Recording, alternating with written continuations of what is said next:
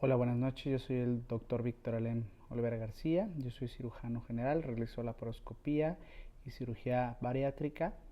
El día de hoy vamos a hablar de un tema que es sumamente importante para todos los que se adentran al tema de la cirugía general, que es el principio básico de la laparoscopía.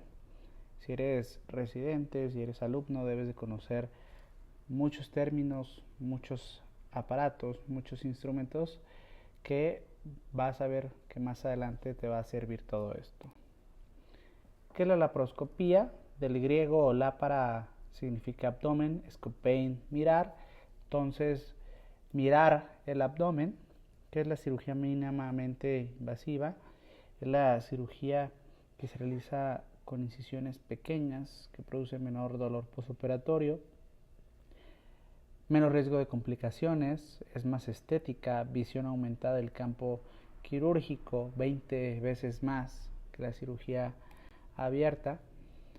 Hablando de historia, en 1806 Bossini utiliza el primer instrumento que se podía introducir al cuerpo humano para mirar.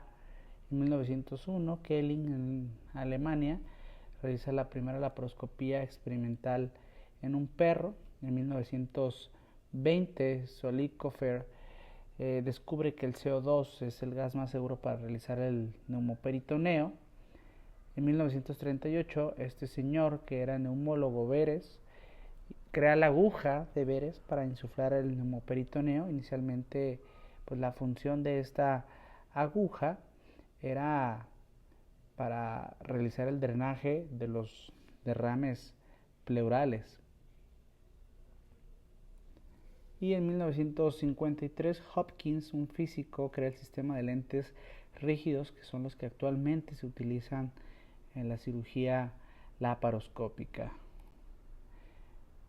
En 1983 Sem, este ginecólogo en Alemania, realiza la primera apendicectomía laparoscópica. Imagínense un ginecólogo realizando la primera apendicectomía. En 1985 Mu en Alemania realiza la primera colecistectomía laparoscópica, y Mouret en Francia realiza la primera colecistectomía laparoscópica con videoscopía.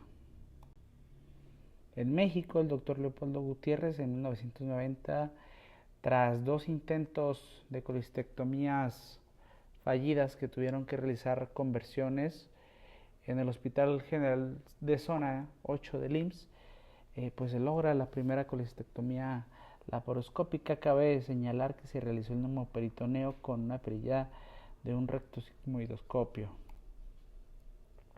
Hay que conocer la torre de laparoscopía, que tiene diversos aparatos: el monitor, el procesador, la fuente de luz, la consola del neumoperitoneo y pues la bala o el tanque del CO2, que es el que se utiliza para la insuflación de este neumoperitoneo. Actualmente pues hay quirófanos que son más modernos, donde tienen torres que prácticamente están colgadas al techo. Estas torres pues facilitan el movimiento dentro de la sala de quirófanos, es menos estorboso, mejor visión para el cirujano, múltiples pantallas que permiten ajustarse para que sea más ergonómica la cirugía para todos los participantes de esta. Vamos a hablar un poquito del sistema de imagen, pues de qué está compuesto: de la fuente de luz, del cable de luz, el laparoscopio, la cámara, el procesador y el monitor. Este pues es una fibra óptica, que es la que permite que desde la fuente de luz por todo este fibra viaja la luz y llega hasta el lente. Y bueno, este es un dato curioso que puede suceder durante las cirugías. Al momento en el que se está preparando el instrumental, si se prende la fuente de luz, en algunas ocasiones, dependiendo si es luz halogenada o existen otros tipos, pero podría provocar quemaduras si es que no está conectada esta fibra de luz al laparoscopio. La luz es lo primero que se apaga al terminar la cirugía y lo último que se enciende al iniciar la cirugía. ¿Por qué? Porque también los bombillos tienen una vida pues que es por horas. Hay que tratar de economizar esos detalles. Y bueno, el laparoscopio es este, que es el lente que actualmente es el más utilizado, es de 30 grados. Sin embargo, existen lentes de 0 grados que antes se utilizaban al inicio de la cirugía laparoscópica. Hay lentes rígidos, hay lentes flexibles, hay diversos largos, desde 24 centímetros hasta 33 centímetros en el caso incluso de la cirugía bariátrica. Diversos diámetros, hay lentes de 5 milímetros, de 10 milímetros que son los más utilizados, pero hay lentes más delgados que incluso se pueden utilizar en la urología. Los ángulos que les comentaba de lente van de 0 a 120 grados. Los más utilizados actualmente son los de 30 grados. ¿Por qué? Porque te producen una visión más amplia. En cuanto a la cámara, este es el aparato que es la cámara donde se conecta el lente. Aquí va conectado, se coloca, acá va el lente rígido, el telescopio, y pues se conecta al laparoscopio. Hay que realizar siempre un balance de blancos, hay que realizarlo con una superficie blanca. Frecuentemente lo realizamos con alguna compresa, con alguna gasa, incluso con el mismo guante. Y bueno, siempre hay que realizar un balance de blancos correcto antes de iniciar la cirugía. Tenemos el procesador que convierte la señal del óptico en una señal eléctrica para pasarla al monitor y lograr ver la cirugía. Esta es la manera en la que les comentaba que se debe insertar el lente a la cámara para poder emitir esta señal. Aquí está la fibra que es por donde pasa la luz, y dentro de aquí refleja para que nosotros podamos iluminar dentro de la cavidad. ¿Por qué hacer un correcto balance de blancos? Este es un ejemplo de una fotografía con un correcto balance de blancos. Miren cómo es el color de la nieve, cómo es el color de la pared. Sin embargo, si no se realiza un correcto balance de blancos, miren cómo se pierde ese tono realmente blanco de la nieve, cómo se ve aumentado el color de la pared. Lo mismo sucede dentro de la cavidad abdominal en cuanto a las diferentes secreciones, los diferentes colores que podemos tener en los órganos, el hígado, la sangre, la bilis, las secreciones gastrointestinales. Por eso es importante realizar este balance. Tenemos también un insuflador, que es el que crea el neumoperitoneo. Aquí se conecta el tanque y pues insufla hasta la presión establecida. Una presión intraabdominal normal ronda de entre los 3 a los 5 milímetros de mercurio. Sin embargo, el cuerpo puede resistir sin tener ninguna alteración hasta 12 milímetros de mercurio. Pasando los 12 milímetros de mercurio, eso se le llama hipertensión intraabdominal. ¿Sale? Entonces eso nunca lo deben de olvidar.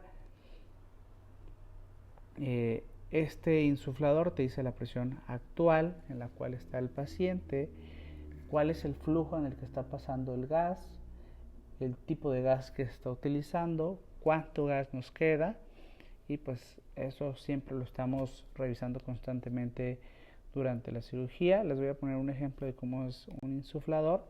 Aquí miramos, nosotros por lo general, la mayoría de los pacientes se puede operar con una presión de 12, 13, 14, 15 sin tener repercusiones, ¿sale?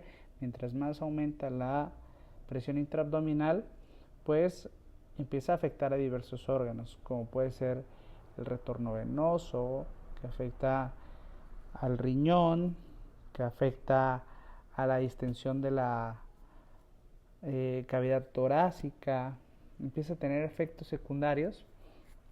Aquí nos dice actualmente cuál es la presión, por aquí sale el gas, también recibe la misma presión, aquí nos avisa si son 10, si son 11, y este también es el flujo por el cual el gas está pasando. Aquí nos dice, aparece este cañoncito y pues nos va marcando cuántos litros hemos usado y pues cuánto queda de la bala del CO2. Igual, esto se mira como si fuera la batería de un celular.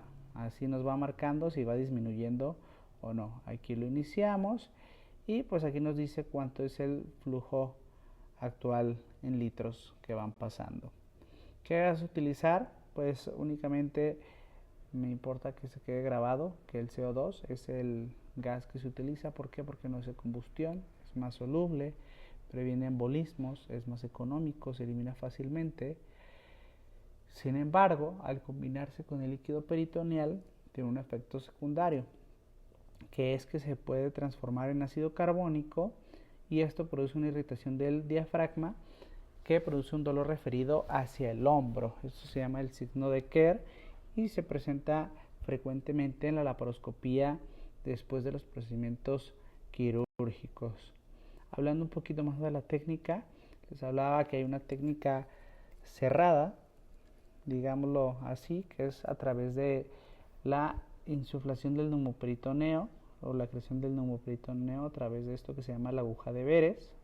Y hay otra técnica que se llama técnica de Jason o técnica abierta. Sin embargo, deben de conocer las dos. La aguja de Veres, tal cual, se debe de tomar como si fuera un dardo.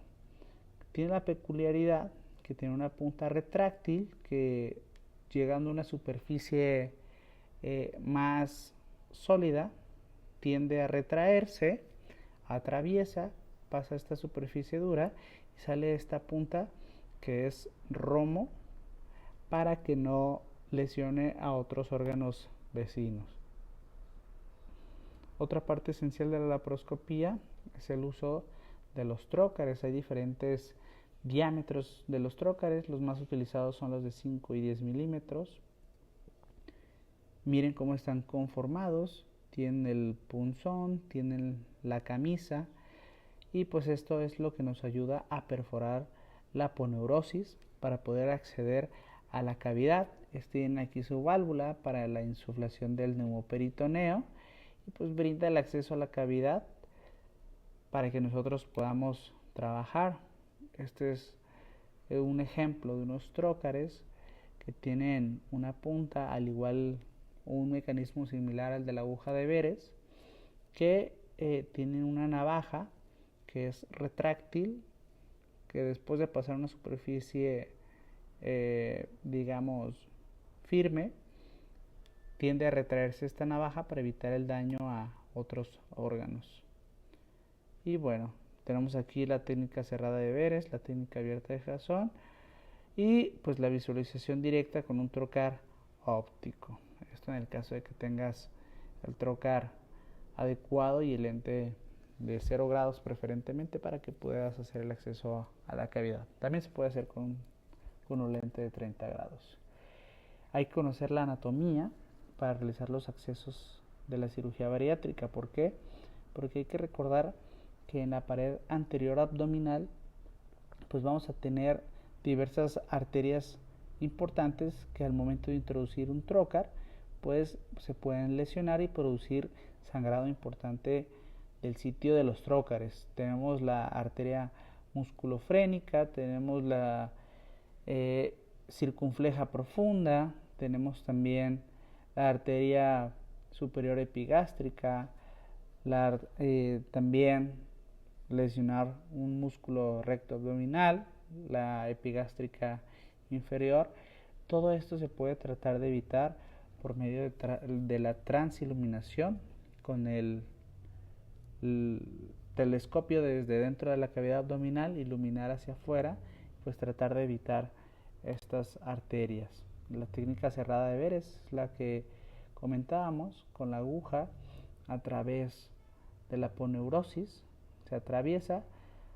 Por lo general hay dos clics, que es el clic de la aponeurosis, y el segundo clic que se produce es cuando se atraviesa el peritoneo. Después de estos dos clics, pues se hace una prueba, que es la prueba de Palmer, que se introduce un poco de líquido y vemos si resbala o no dentro de la aguja, y pues eso nos diría que ya estamos dentro de la cavidad abdominal.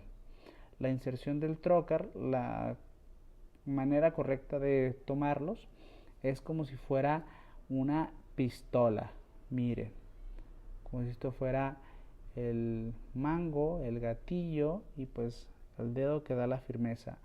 Esto también nos ayuda a, en el caso de tener una inserción pues que sea muy fácil, que se pudiera ir el trocar, pues nos ayuda a detener un poco contra la piel, y pues posterior a la colocación debemos de introducir el lente a través del trocar para hacer una laparoscopía diagnóstica.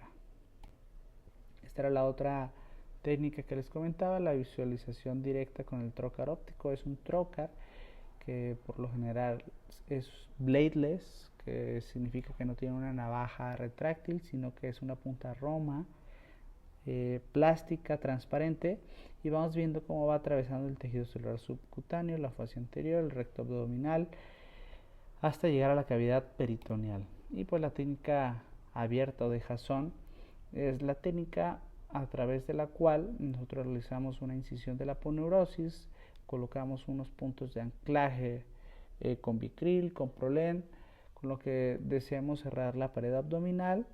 Introducimos con un objeto romo hasta llegar a la cavidad, y después se pone este tipo de trocar que se realiza un aseguramiento con los puntos de Vicryl que colocamos previamente. Y bueno, pues es importante tener en cuenta que existe el principio de la triangulación o del diamante de béisbol siempre que uno va a operar una cirugía laparoscópica. El laparoscopio siempre debe quedar central a los puertos de trabajo. Estos puertos deben estar separados por lo menos 5 centímetros de distancia para tener una buena manipulación. Si no, esto se puede convertir en una cirugía estresante. ¿Por qué? Porque existe un fenómeno que vamos a ver más adelante, que es que las pinzas pueden estar pegando una con otra dentro de la cavidad, y pues esto se vuelve molesto al momento de la manipulación, de la técnica quirúrgica. Un ejemplo claro es el de la colecistectomía, donde el puerto umbilical es el puerto de trabajo. Y aquí, como lo decíamos, el diamante de béisbol. Aquí el home es la cámara, los diversos puertos de trabajo, la mano derecha del cirujano, la mano izquierda del cirujano y pues la otra mano del ayudante. Entonces siempre, dependiendo del órgano al que nosotros vamos a ir, el lente siempre debe de ir central. El fenómeno que les comentaba es el fenómeno del esgrima, que es una colocación muy cercana entre los trócares o mala colocación, que puede producir que esté chocando el lente con las pinzas, pinza con pinza, y pues esto vuelve un poco más molesta la cirugía. Existen puertos únicos de trabajo, puertos que suelen ser puertos umbilicales, donde el cirujano, a través de estos puertos de 5 milímetros en un puerto de hasta 12, 20 milímetros, por ahí se introducen todos los instrumentos. Sin embargo, pues es una opción más en la cirugía laparoscópica. Existen dos tipos de posiciones del paciente, que es la posición americana, el cirujano está a un lado del paciente, y la posición francesa, ¿cuál es? La que el cirujano está entre las piernas del paciente. Dependiendo del tipo de procedimiento quirúrgico, puede ser más cómodo una técnica que otra. Por ejemplo, en el caso de una apendicectomía, no vas a operar con una técnica francesa, sino vas a operar con una técnica americana al lado izquierdo del paciente, como lo haces en una colecistectomía laparoscópica. Sin embargo, si vas a operar una cirugía bariátrica, una manga gástrica, la puedes operar desde una posición francesa o una posición americana, dependiendo del tipo de escuela que tenga el cirujano o las preferencias. Es importante tener en cuenta las posiciones que puede tener el paciente durante el procedimiento para que se haga más cómodo, para que el cirujano tenga un mejor acceso y visualización de diversos órganos dentro de la cavidad abdominal. Se le puede dar posición Trendelenburg, que la posición Trendelenburg es la que lleva al paciente, digamos, hacia la cabeza hacia abajo y los pies hacia arriba. Y pues muchas veces en el quirófano van a escuchar, me le pueden dar Fowler al paciente. Sin embargo, ese es un término inadecuado o incorrecto. ¿Por qué? Porque dar Fowler únicamente sería que esta parte quedara estática y que el paciente se levantara únicamente de la parte superior. Lo que sería correcto decir es dar posición anti-Trendelenburg. ¿Qué significa? Pues hacer lo mismo de la posición Trendelenburg, sin embargo aquí serían los pies hacia abajo y la cabeza hacia arriba. ¿En qué caso? Por ejemplo, si uno va a operar, digamos, el útero, vamos a operar los ovarios, pues ¿qué sería más fácil? Pues llevar a un paciente con una posición Trendelenburg. Las vísceras se hacen hacia arriba y descubre el hueco pélvico. Sin embargo, si uno va a operar una manga gástrica, lo que nos interesa es que esos órganos caigan, que se exponga más el estómago y uno pediría la posición anti-Trendelenburg. Y bueno, siempre es importante considerar la ergonomía del cirujano, tener al paciente en una altura donde lo ideal sería que se formen aquí 90 grados el brazo del cirujano con las pinzas de la laparoscopía y los diversos instrumentales, porque a veces o puede quedar muy alto el paciente, puede quedar muy bajo y realizar la cirugía incómoda. Por lo general es que el paciente quede muy arriba y el cirujano tenga que levantar un poco más los hombros, los codos, y esto vuelve más cansada la cirugía. Pero lo ideal sería que el paciente esté en una posición cómoda, cercana a los 90 grados.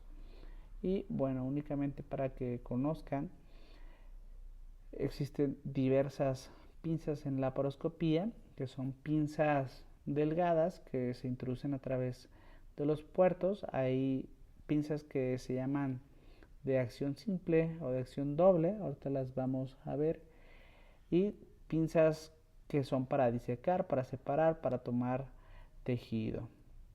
En estos casos tenemos aquí para tomar el intestino, las pinzas Babcock, tenemos pinzas atraumáticas también, que es para la movilización de estos tejidos.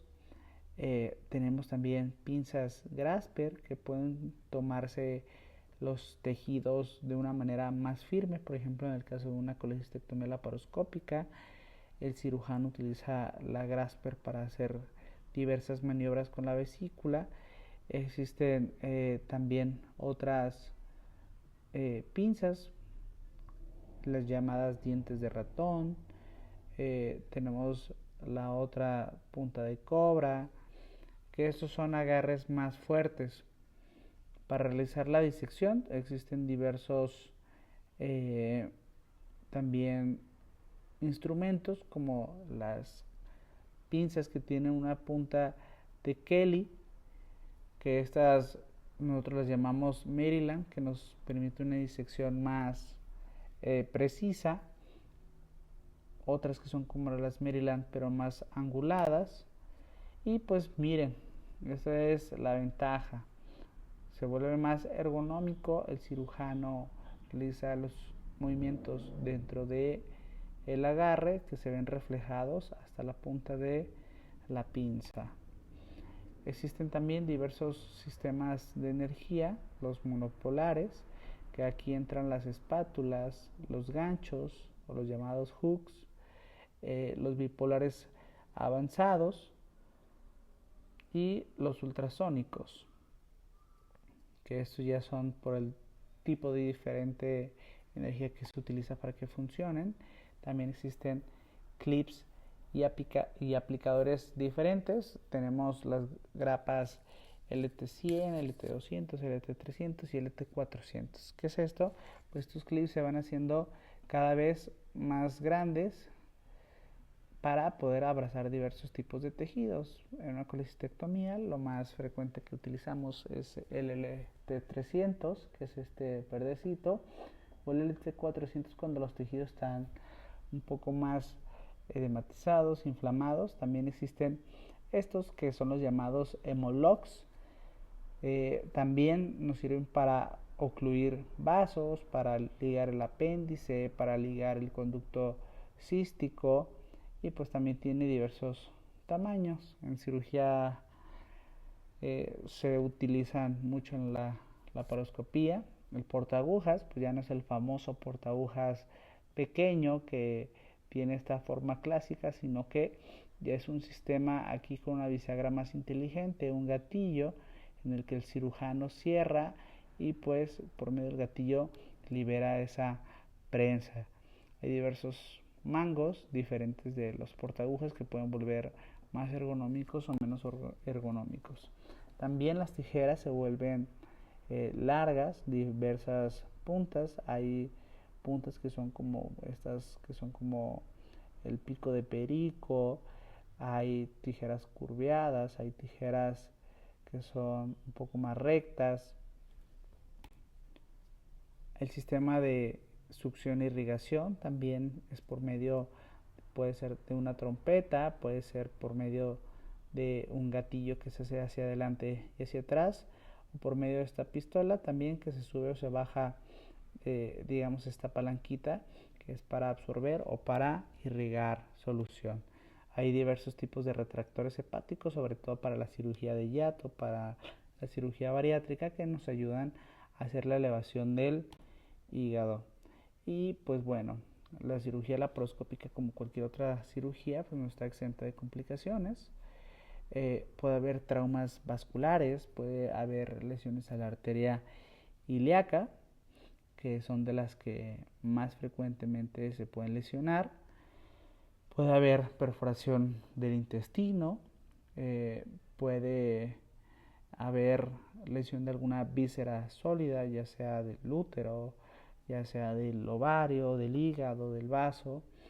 Aquí vemos cómo en la colocación de los trócares, sobre todo el trócar inicial, que no es bajo visualización directa, sino que es el que se introduce de inicio para poder utilizar el óptico, pues hay que tratar de no enviarlo hacia el centro. ¿Por qué? Porque puede lesionar los grandes vasos.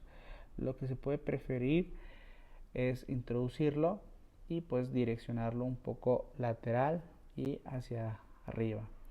La correcta inserción no es al centro, recuérdenlo, sino más lateral, o tratando de hacer estas angulaciones que pues eviten ir directamente a los vasos. Existen ciertas contraindicaciones de la cirugía laparoscópica, como lo es la inestabilidad hemodinámica, o obviamente pacientes muy graves no los vas a llevar a una cirugía laparoscópica, sobre todo si necesitan apoyo de aminas.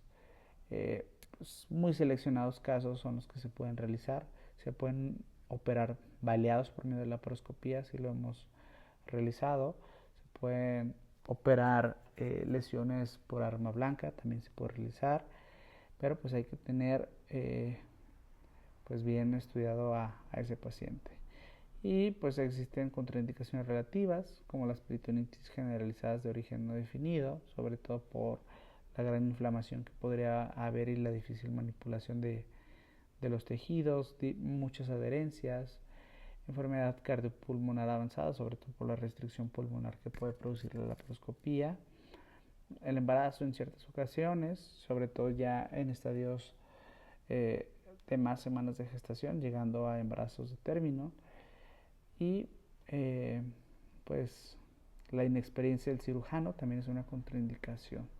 Hay que tener formación en cirugía laparoscópica para poder realizar estos procedimientos. Esto es todo.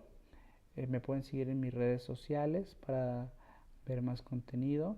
Mi Instagram es Dr. Víctor Alem. Mi TikTok es Dr. Víctor Alem. También mi página de Facebook es Dr.